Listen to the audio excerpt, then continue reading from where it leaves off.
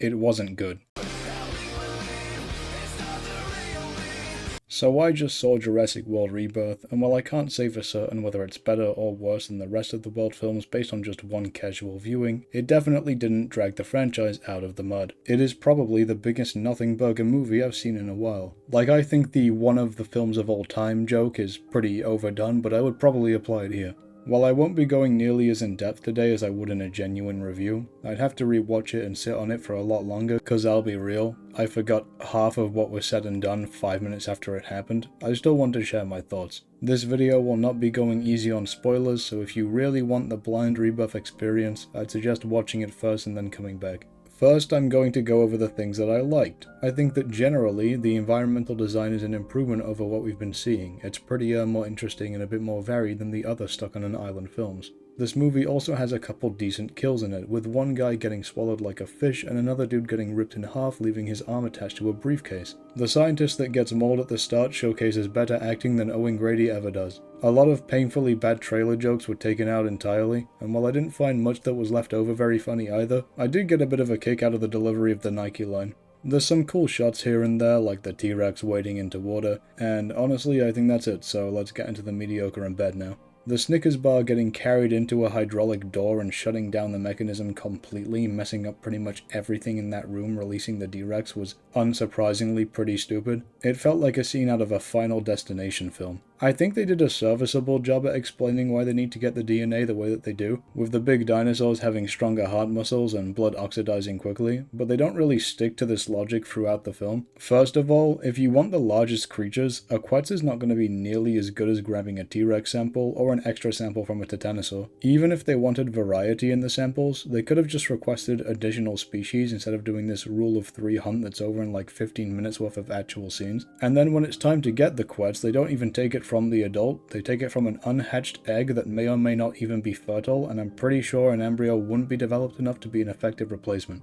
Aside from the DNA stuff, there really isn't anything going on. It's just a chase through the jungle, trying to find a way out movie like JP3 was. Any item or vehicle needed to progress through the story is provided with no effort, knowledge, or build-up required to retrieve it. The family and the mercenaries have little relevance to each other outside of one interaction that only serves to reveal who the villain is later on. Which was a really dumb scene, by the way, because the family already knew about them taking DNA, they watched it happen, but instead of explaining more and de-escalating the situation, trying to bribe her or literally anything else, he shoves her out of the boat and then watches her die as the movie's sound drowns out in like this slow, horrifying reveal. Yeah, I'm not shocked that the pharmaceutical company guy is a bad person, but the way it's shown to the audience is cartoonishly evil. And the character himself doesn't do anything interesting, he just kinda pulls the Yoda taking the canister and getting himself killed moment. They did a slightly similar thing with the blonde dude, where he has a couple conversations where he's obviously the one being immoral, so that I guess you feel better about him getting mauled to death. He's like this movie's Dieter Stark, but they only give him like a minute of screen time and his kill is boring.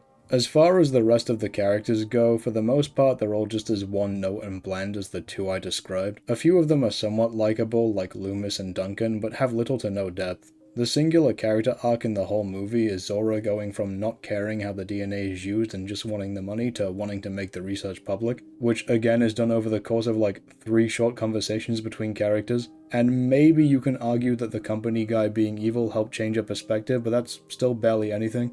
And it's not a very compelling character arc either, since she's not even a bad person prior to the journey. She actually shows a fair bit of compassion regarding people. There's also a comedic relief boyfriend character who's an asshole and an idiot, but he saves his girlfriend from being eaten alive once, so he's not all that bad, guys. For some reason this is done in the first half of the movie instead of being saved for later, and his attitude doesn't even change that much afterwards anyway, so it's not really an arc, just a minor exploration. It's just pointless and he's very annoying.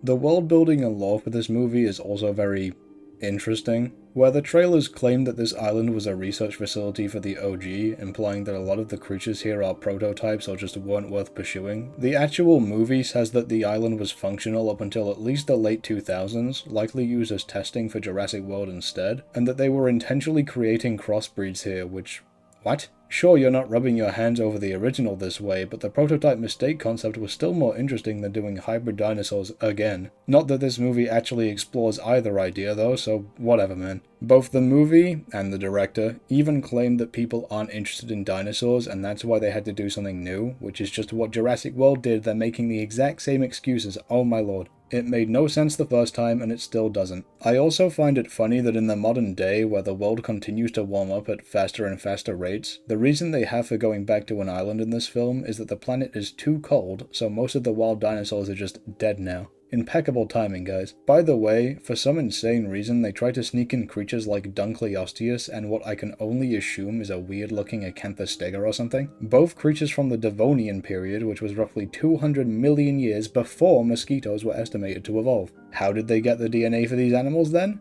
Who knows? All for nothing too, because they both have extremely brief appearances. Dunkleosteus didn't even get the luxury of a decent design. And on that topic, we can finally talk about the dinosaurs and their scenes. Surely all that stuff was at least pretty solid, right? First off, the screen time. This movie is like the PS5. It has a lot of dinosaurs, and yet somehow manages to have no dinosaurs. If you were anticipating anything for your favorite creatures past what was shown in the trailers and TV spots, you shouldn't have. You want to see more T-Rex? Nope, it's only the river raft scene, which was almost entirely shown off in marketing. You want to see more Dilo? It runs away within 10 seconds of appearing on screen. Spinos? One wakes up on the beach to kill a girl after their only sequence, then leaves. The Quets? That's its only scene too. Raptors? Get killed instantly while someone is taking a piss and replaced by the Mutodons. You don't even get to see the kill properly. The Titanosaurs? The characters gawk, they cuddle a little, and then they leave. The Para, which was the first dinosaur we ever got to see for this movie, 20-second screen time corpse. Ankylosaurus? I went to check the time on my phone and it was gone before I realized it was even there. And finally, the D-Rex, which you'd be forgiven for forgetting that it was even in the film until that final 5 minutes of screen time at the very end with nothing leading up to it. That horrendous Apatosaurus model gets more time on screen at the start of the movie than some of the most anticipated creatures do. By the way, if you hadn't noticed by what I just described, Rebirth has one of the heaviest carnivore skews in the entire franchise. The only two creatures with sufficient presence in this movie are the Mosasaur, which gets an introductory scene and a fairly lengthy action sequence, and the Mutodons, which have a decent bit going on during the climax and appear briefly beforehand. The execution of these scenes, as well as most others, leaves a lot to be desired though. Despite this movie's extremely fast pacing, the actual action sequences feel very sedated and predictable, causing a painful lack of real tension. And I successfully labeled the small amount of characters that would die as expendables less than 30 minutes in. Both the humans and the dinosaurs are incompetent as ever, artificially inflating the length of scenes or dragging them out of harm's way. Like when professional mercenary Zora flinches at some water and wastes a dart, or the blonde guy and the evil guy somehow missing every bullet on large targets. Or when the T-Rex ignores 3 people to go after the dad and then misses multiple bites when he was borderline stationary, or when the Mutodon in the gas station forgets to have actual ears and plays a game of slowly stalking towards the most recent distraction, or when the Spinos and the Mosa all seem to disappear the moment that important characters enter the water, as well as none of the Spinos following them on land despite their eagerness to feed and Loomis literally stating that they could do so, or the big fake-out sacrifice with Duncan that was very obvious, very lame and very stupid, because it literally was ready to bite him in half before the camera cuts away. And of course, the second DNA sample being entirely free because even after getting shot in the neck, the peaceful wholesome herbivores just couldn't bring themselves to harm the crew. Not to mention the comical reveals in this movie, like 4 whole people climbing down a drain and placing the cover back in the time it takes for the Mutodon to turn a corner, or the T-Rex vanishing in 2 seconds when they inflated the raft, which isn't even used to effectively scare the audience since it just ends up groggily walking to the water so that it can take a drink. I've got an idea, Gareth. If you wanted to do this cover the big dinosaur gimmick in that scene, have the Rex go from still asleep to having its head raised and staring directly at the girl. That way it's actually kind of unnerving and isn't really stupid and pointless. The brand new mutant editions ended up being almost entirely replaceable. The Mutodons are shown flying once but never do that during the action, meaning that they could have just been any other small carnivore and you wouldn't tell the difference in the end. The D-Rex grabs a helicopter out of the air and kills some no-names, but that's it. Otherwise it's a lumbering oaf that only serves as a way for the bad guy to get eaten and could have been any other large predator. It has no depth in terms of character, nothing new to show the audience, just nothing. It was indeed an evil murder creature that acts as an obstacle for the protagonist. Boy do I hate being right all the time. While this movie movie isn't quite as nostalgia crazy as Dominion, it did still have a lot of "see guys, remember the first movie" type moments, like doing the kid in a crawl space for the third time, which just makes me want to go see the actually good movie instead. Sometimes it reminded me of entirely unrelated films, like when I got mentally flashbanged by Godzilla Minus One's boat scene during the T-Rex one and wondered why I was still here watching this. There are also very little interactions between different species, and every one of these failings comes together to make a movie that just feels like a collection of college kids short films with a big budget.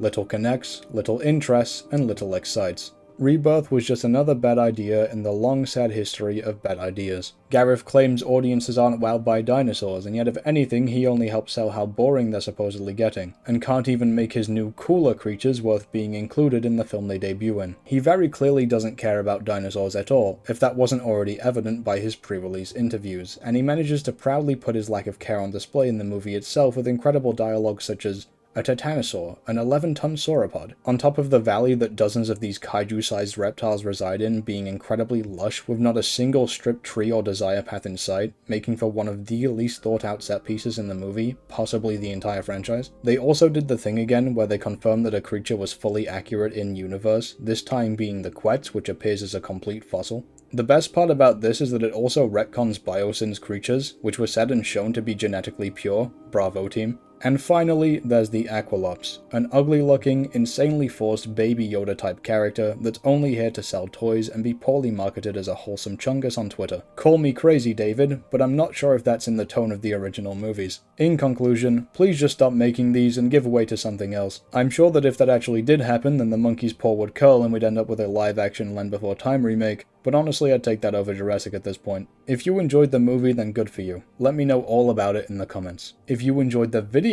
however, that's really awesome and you should subscribe. I can't wait to be stuck making only Jurassic Park videos in 2 years' time. Thanks for watching.